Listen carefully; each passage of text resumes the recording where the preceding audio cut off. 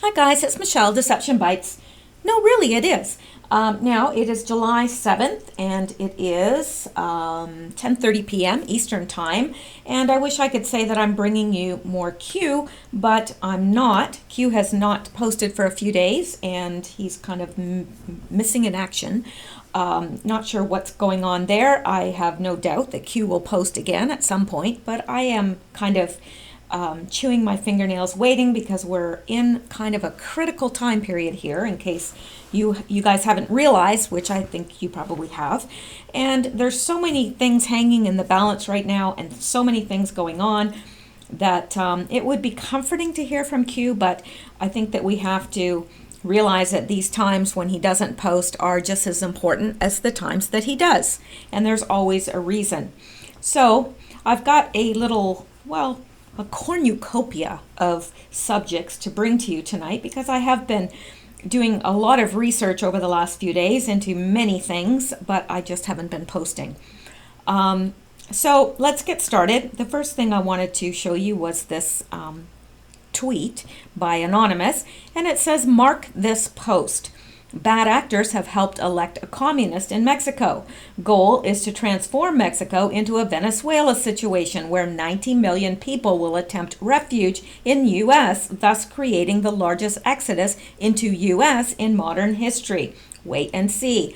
Mexico will spiral down." Now, this is interesting because I have thought the same thing, and I've been aware for a very long time that they are using immigration as a way to, in order to bring in the New World Order, you've got to think about it. You've got countries that have a very high standard of living, countries such as, Sweden and Canada and Switzerland, and just on and on. The U.S., it's not as high a standard of living as some countries, but it's still got a pretty high standard of living compared to the third world countries.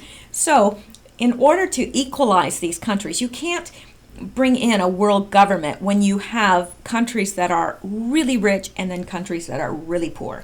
So they're trying to equalize them. And the way that they do that is through massive immigration. And we see that with the migrants pouring into Europe. That is meant to destabilize Europe. And that's exactly what's happening. You cannot have these numbers of people flowing over the borders and not have it cause, massive disruption and so forth. There's people, I know that you guys are aware of what's happening, but you think about this with Mexico. We've got people pouring over the borders as it is. Now, what happens if Mexico does spiral down even more than it is, and these people are, seeking refuge in the U.S.? What is going to happen? Well, they're setting this up for exactly that reason. Now, when I say they, I mean the deep state, those that are trying to bring about a one world government. And it's an excellent plan, really. You flood these countries with immigrants, and it is going to lower the standard of living for everyone. And that's the point. And I see this in Canada.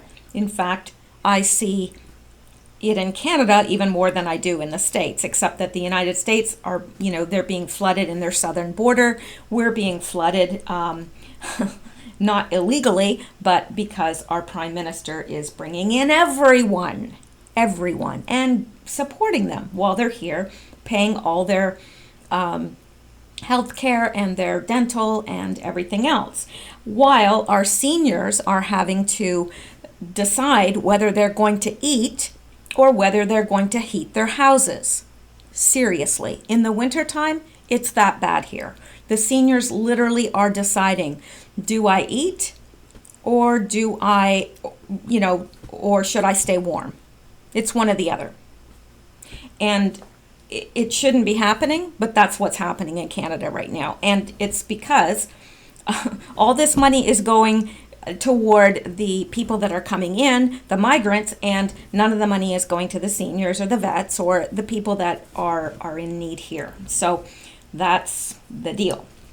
Anyway, I think that I have flogged that dead dog enough, and I'm going to go on. So let's look at this.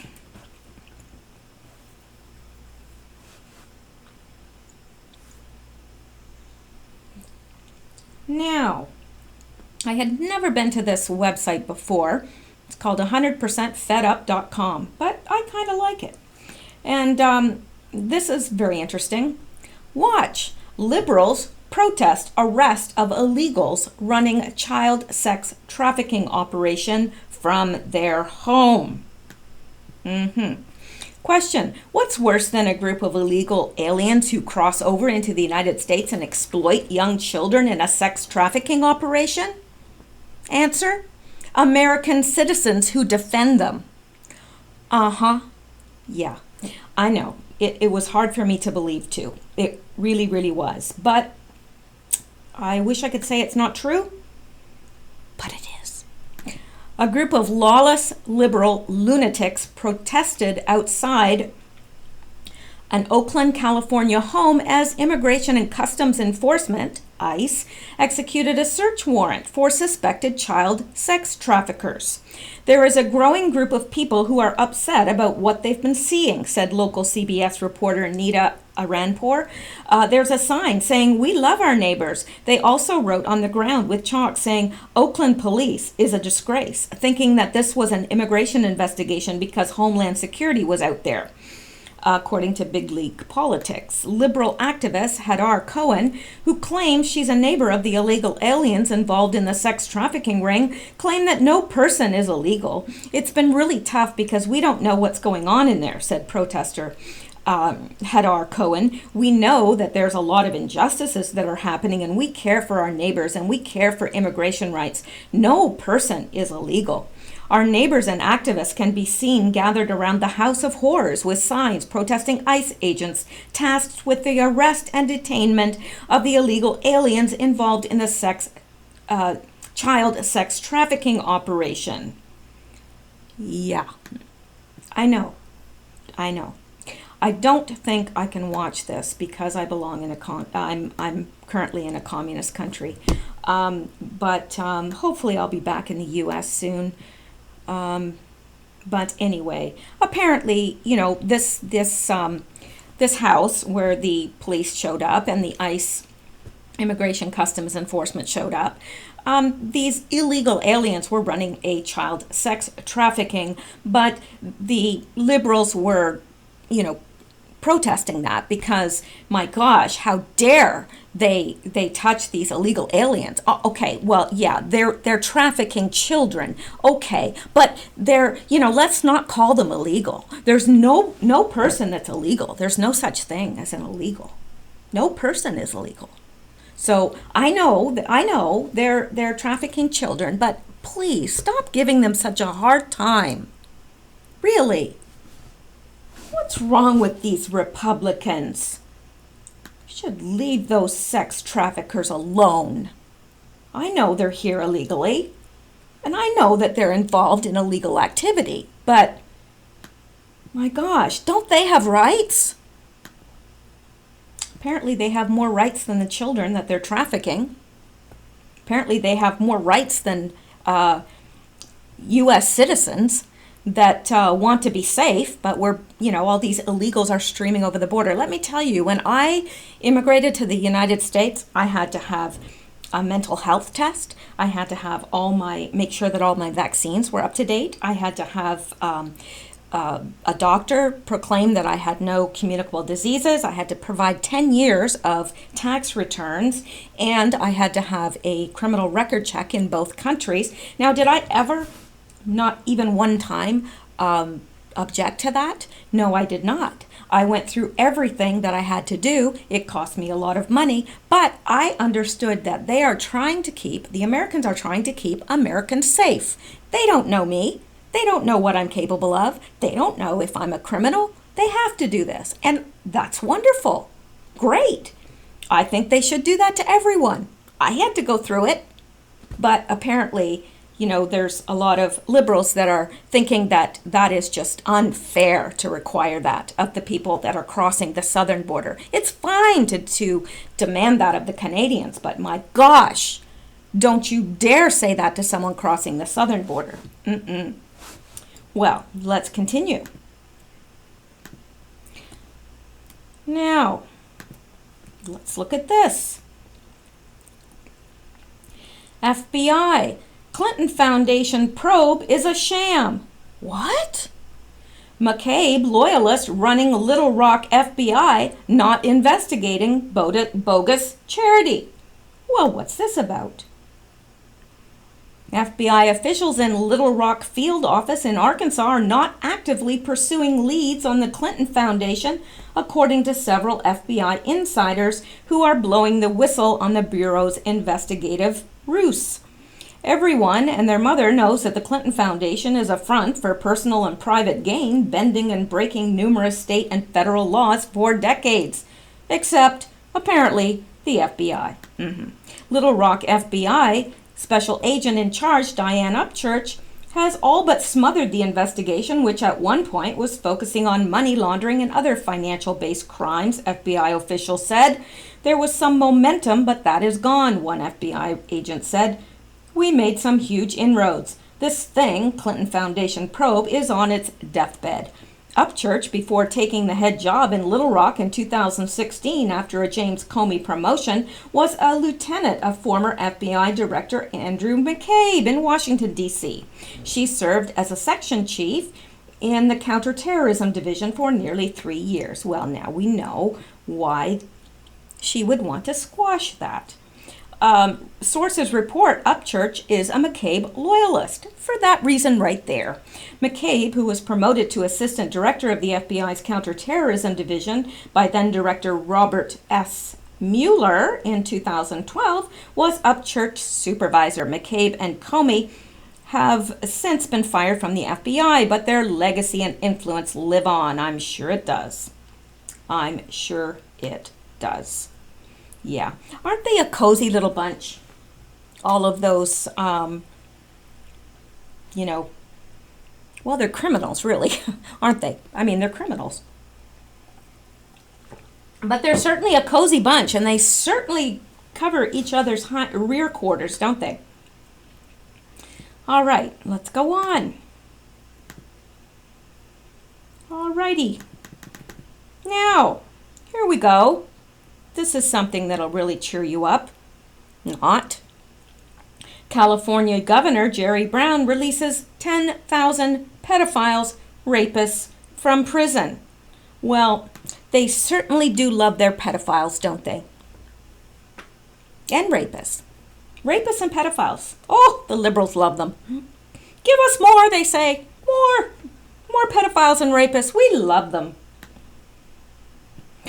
So, dangerous sex offenders released back onto the streets under new policy. Jerry Brown's new policy has freed thousands of sex offenders from prison. Well, why shouldn't they go free? We let the illegals, why not them too? Over 10,000 sex offenders, including convicted pedophiles and rapists, have been released onto the streets, thanks to Governor Jerry Brown and the ruling of Superior Court judge in Sacramento, who says crimes such as raping a drugged or unconscious victim or intimately touching an unlawfully restrained person are not violent crimes. Well, maybe you should ask the people that have been touched unlawfully if they felt violated in any way. Perhaps you should, but they won't. They won't. Because it's all about the perpetrator's rights and not the victim's rights. Who cares about the victims? We have to protect the perps.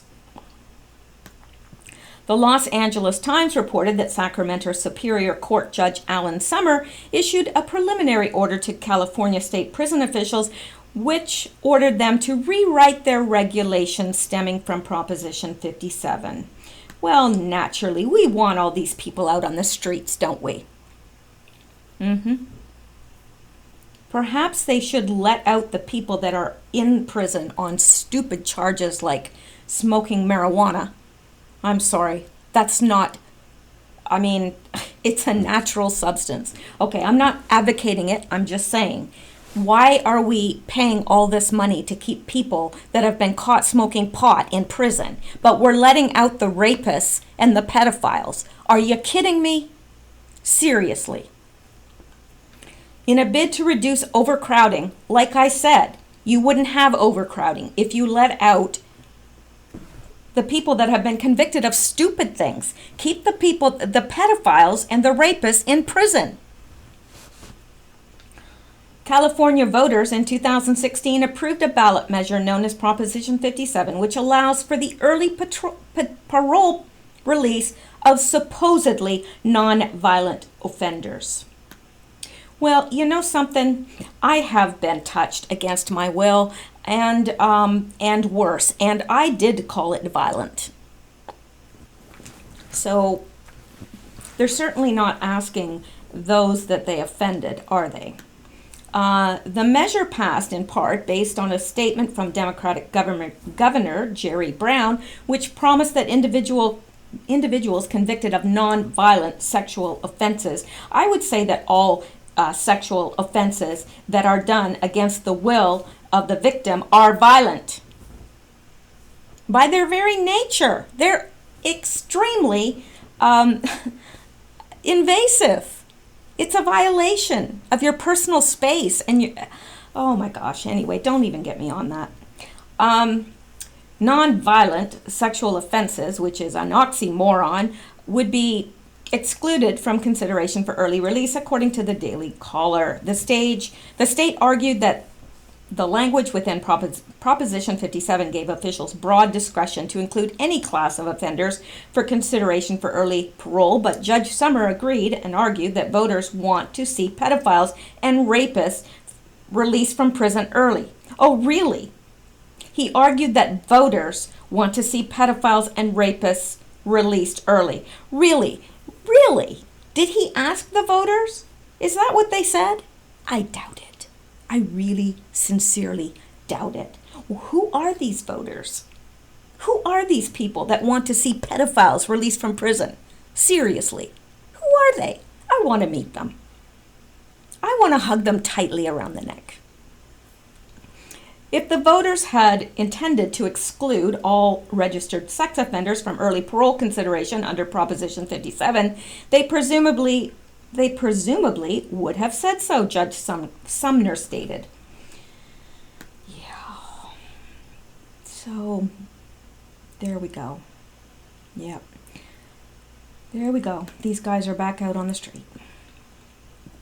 In Judge Sumner's opinion, pimping a minor or restraining and sexually assaulting a victim are not violent enough to constitute a violent sexual offense. Well, then what does he call a violent sexual offense? I bet if it was his wife or his child, he would consider that violent. But since he doesn't know these people, oh well.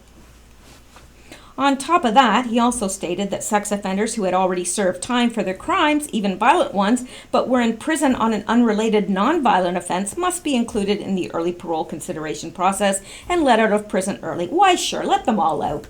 Why do we even have prisons? Let them all out. Why don't you have them over to your supper, your house for supper there, Judge Sumner? Why don't you just put out a big, spread of food there and have them all over? Anyway, you can offer them your wife or your daughter, perhaps. Conservative Tribune reports that the judge's ruling was praised by the president of the advocacy group California Reform Sexual Offender Laws, Janice Bellucci, who estimated the change could allow for the release of roughly half of the state's more than 20,000 sex offenders serving time in prison. Well, thank you very much. I don't think I will ever go to California to live now that there are 20,000 more sexual offenders out on the street. She argued that anyone convicted of a sex crime who was not included on the state's narrow list of 23 violent offenses, things like murder, kidnapping, and rape, must be considered released from prison early, like other non-violent convicts. So up here it says that pimping a minor, oh, that's not violent. No, that's not considered violent. Pimping a minor. So anyway, Until they figure something else out, they have to consider anybody convicted of a nonviolent offense, even if it was a sexual offense, Bellucci told reporters outside the courtroom. We believe we've won a battle, but the war continues. Yes, the war certainly does continue. You've let 20,000 sex offenders out onto the streets. My guess is that the war certainly will continue.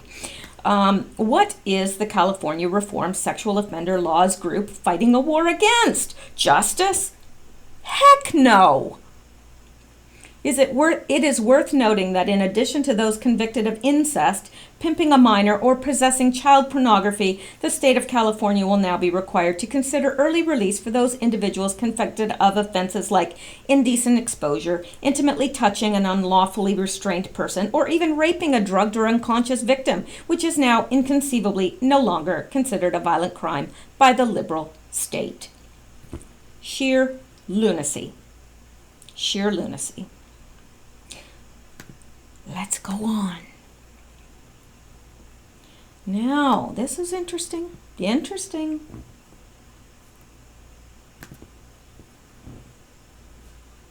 Trump vows to release 9/11 evidence. I certainly hope that's true. Donald Trump has vowed to make newly discovered documents public that he says prove the Clintons and Bushes had direct involvement in the 9/11 attacks and the ensuing cover-up. President Trump says he is prepared to go beyond exposing the 9/11 Saudi cover-up by special counsel Robert Mueller by releasing new information on how the Clintons and Bushes were also involved in the attacks, according to high-level government sources. Mueller's role in covering up Saudi Arabia's tie to 9/11 is merely the tip of the iceberg, due to be exposed by the bombshell new evidence, according to high-level officials who spoke to InfoWars. Trump is set to expose a mass of corruption and collusion by the deep state. Now so this is good news. Hang on here, let me get down here again. The September 11th, 2001 attack on New York has always been a topic close to Trump's heart, as he's often cited as being responsible for rebuilding the city he calls home. So, InfoWars reports Trump has previously criticized former President George W. Bush for his actions prior to and during the 9/11 attack. I lost hundreds of friends. The World Trade Center went down during the reign of George Bush, then candidate Trump said during a debate in 2016. He kept us safe. That is not safe. Months later, the House Intelligence Committee released a redacted version of the once classified 28 pages from the Congressional Joint Inquiry into the 9/11 Commission report. While redacted in places, the 28 pages did reveal some bombshell information. While in the United States, some of the September 11th hijackers were in contact with and received support or assistance from individuals who may be connected to the Saudi government, the report reads. There is information, primarily from FBI sources, that at least 2 of those individuals were alleged by some to be Saudi intelligence officers. Trump is threatening to release the information that was possibly redacted, or perhaps even new documents completely unknown to the public. Interestingly, the purge within Saudi Arabia during Trump's first year in office removed many Saudi allies of the Bush and Clinton families. The purge against corrupt royalty by King Salman targeted 10 princes and 38 senior cabinet members, and interestingly, Saudi Arabia reportedly accounted for 20% of Clinton's campaign funding in 2016. 20%. Additionally, I just read words that aren't there. I just make them up. Additionally, an attorney for 9/11 victims' family, Jim Krendler, said the rush to war with Iraq necessitated the cover-up of the Saudi connection to 9/11. And Mueller was instrumental in making this happy. Oh my gosh, I don't know what's happening to me tonight. No, I have not been drinking. I do not drink. He was instrumental in making this happen, not happy. Nobody was happy. This explains why the Bush administration allowed prominent Saudis, including members of the bin Laden family, to fly out of the country right after the 9/11 attacks, an evacuation that the 9/11 Commission report later conveniently claimed never happened. Well, naturally, that's what they would, right? So, let's go back. Yes, there's more. I know. All right, now let's look at this.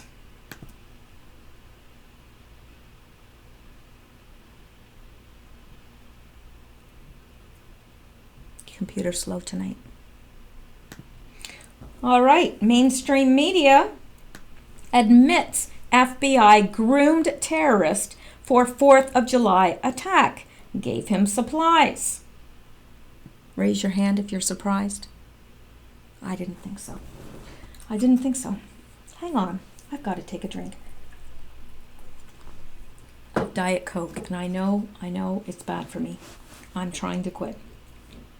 Cleveland, Ohio, an innocent man is now facing terrorism charges after he was caught plotting a bombing at a 4th of July celebration and then arrested by the Federal Bureau of Investigation.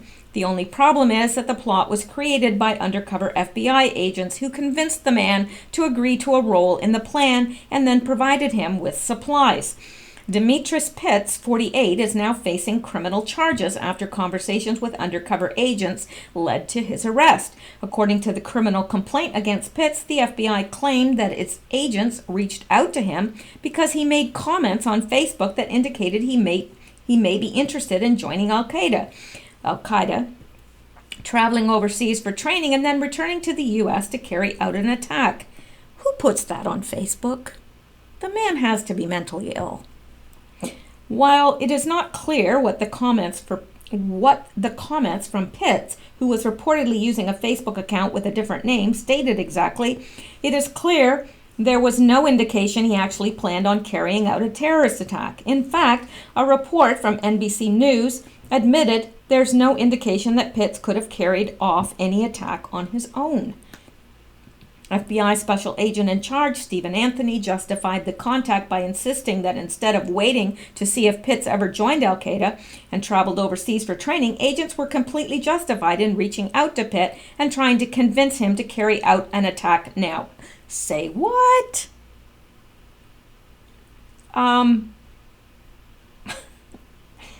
Okay, like, seriously? Instead of waiting for him to carry out, go and train with Al-Qaeda and travel overseas and then come back and carry the attack, let's just give him, convince him to carry it out now and give him all the materials. Like, what? Law enforcement cannot stand by and wait for Mr. Pitts to make a violent attack, Anthony said. No, heck no, we're not going to stand by and wait when he can do it right now. We'll give him everything he needs. Pitts agreed to meet an undercover agent in person, and the criminal complaint claimed that the agent secretly recorded their conversations, which revolved around wanting to assassinate President Trump and planning a terrorist attack in Cleveland. I'm trying to figure out something that would shake them up on the 4th of July, Pitts told the agent. However, the complaint raised questions about how Pitts even wanted to be involved with the planned attack because he simply wanted to go look at the base of the ground where it would take place, and he wanted the other brothers who the FBI agent claimed were involved to fulfill all the other parts of the plan. I don't want to meet all the brothers, Pitt said in one conversation. I mean, the man doesn't sound stable. Now, what about the detonator guy, the agent asked. Now, I don't even want to meet him, Pitts replied. He has nothing to do with me. The only thing I'm going to be responsible for is going to look at the spot, to scope out the scenery. In order to carry out his role, Pitts needed a bus pass to take him downtown. The guy didn't even have a phone, didn't even have a car. He needed a bus pass. Like, come on. And a cell phone to take photos of the places that would be bombing targets, both of which were supplied by the FBI. Given the fact that he did not provide any of the supplies needed for the attack, he did not want to be the one who carried out the attack, and he simply promised to provide a basic layout of downtown Cleveland. proves that Demetrius Pitts was clearly not the ticking time bomb that the FBI claimed he was. No, I would not even say that he had more than a couple neurons to rub together to tell you the truth, but hey, that's just me. The report claimed that Pitts was sentenced to prison for a robbery in 1989 and he pleaded guilty to theft in 2007. His latest run-in with the law occurred in 2016 when the state of Pennsylvania requested that Pitts be extradited on assault, robbery, and theft charges. Pitts has now been charged with providing material support to a terrorist organization because he agreed to use a cell phone and a bus pass provided by the FBI to take photos of downtown Cleveland. Yeah, sounds like a terrorist to me. Lock him up. Diane Stoudemire, Pitts' aunt, told USA Today that she was shocked by the news and that Pitts has never been a violent person. Well, no, the FBI was trying to convince him to be a violent person.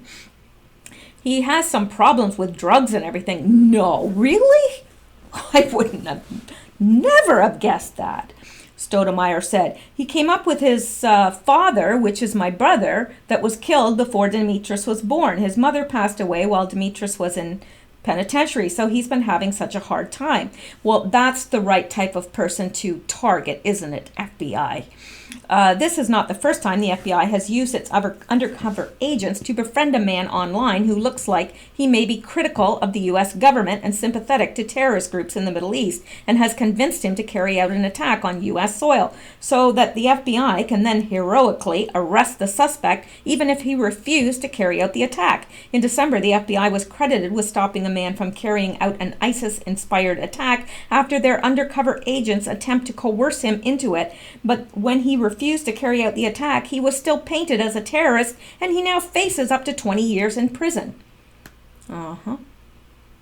Then in March, a similar incident happened when an FBI informant targeted a mentally ill man who agreed online to carry out an attack and was arrested as soon as he claimed he would accept supplies from the FBI. While the FBI appears to have intentionally sought out the man its agents befriended in all three cases, the agency chose to ignore several reports about a suspect who was actually planning an attack. The FBI received multiple credible reports that Nicholas Cruz was planning to commit mass murder in the months before the Parkland shooting. Less than 6 weeks before the shooting, someone the FBI described as a person close to Cruz reached out to the agency and desperately pleaded for their help. The person reported Cruz' gun ownership desire to kill people, erratic behavior, and disturbing social media posts, as well as the potential of him conducting a school shooting. Yet the FBI apparently chose to focus on fictitious cases and did nothing to interfere with Cruz' rampage. Now, why do you think that is? Well, of course, because it plays into their whole narrative. They don't want to stop the shooter because they want to eventually take guns away. I would say that the swamp really needs to be drained, like big time. And I would say that it's not fully drained yet. Not sure of the percentage of it that has been drained, but not enough for my liking. Anyway, we will, I know that Trump will continue to do that job, and I have no doubt about that. But anyway, and then there's this. Yeah. So the DOJ, FBI still not in full compliance with document request. Fail to meet deadline set by House resolution. So what is Monday going to bring? I would like to know. I really would, because it's got to be something. It's got to be something. Yeah. Not sure. Trey Gowdy on oversight, Devin Nunes on intelligence, and Bob Goodlatte on judiciary all requested documents under one subpoena last August, and the FBI is still not in compliance. Sources told Fox News, Catherine Herridge, that House staffers who had reviewed the documents say the DOJ and FBI still have not provided records of the Bureau's activities before the Trump-Russia investigation during the 2016 election officially opened on July 31st. So I'm not going to read all this. It's just enough to know that they haven't complied. So I would say time to impeach him Rosenstein, bye-bye. Bye-bye. That's what I say. All right, let's go back here, and then there's this. Now, how many think this is a coincidence? Because I don't. Hang on.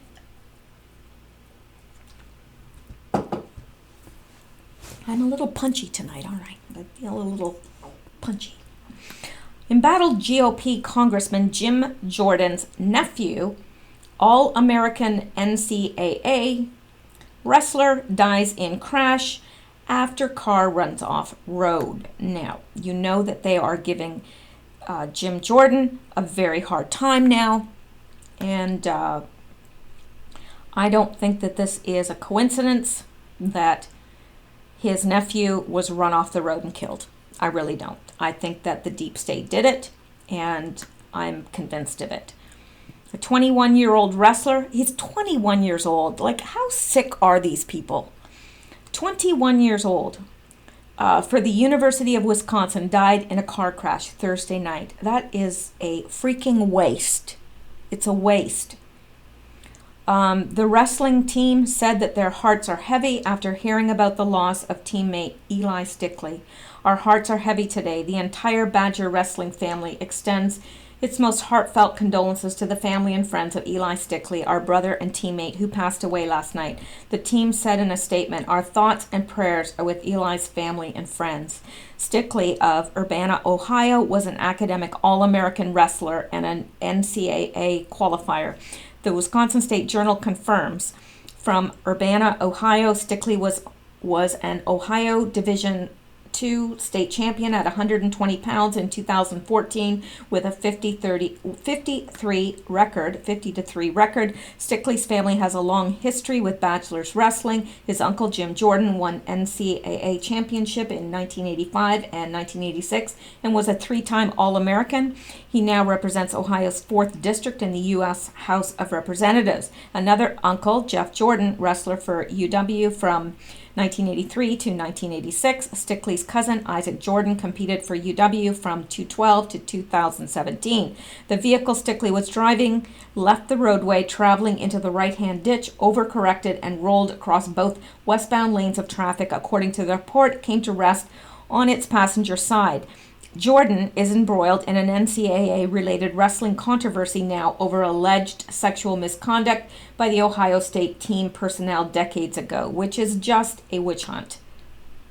It's just a witch hunt. They're just doing that because of his hard-line stance.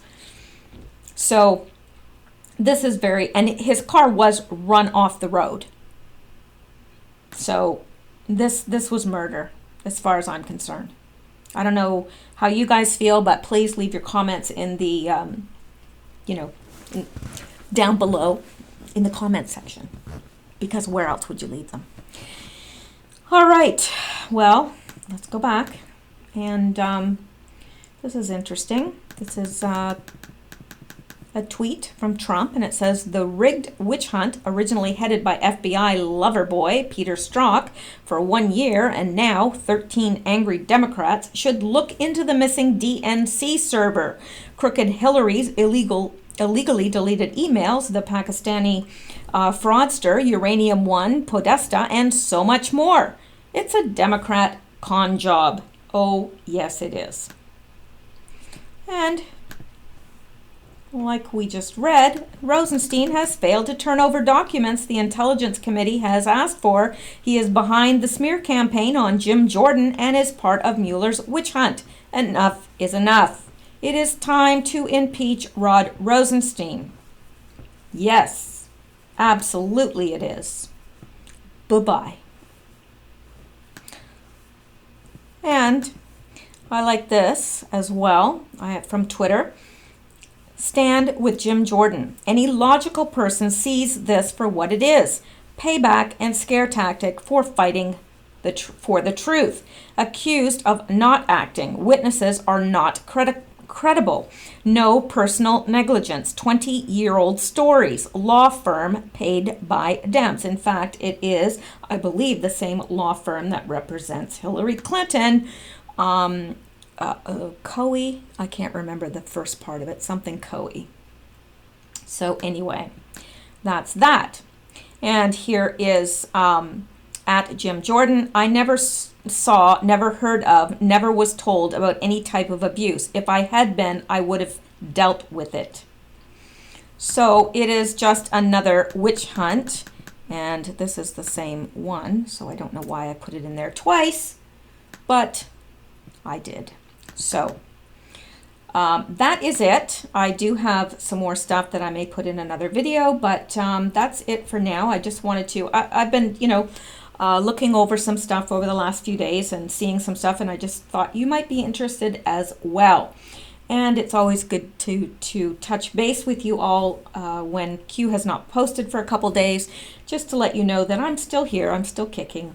Some of you, when I don't post for a bit, wonder if I'm all right, wonder if I've been kicked off.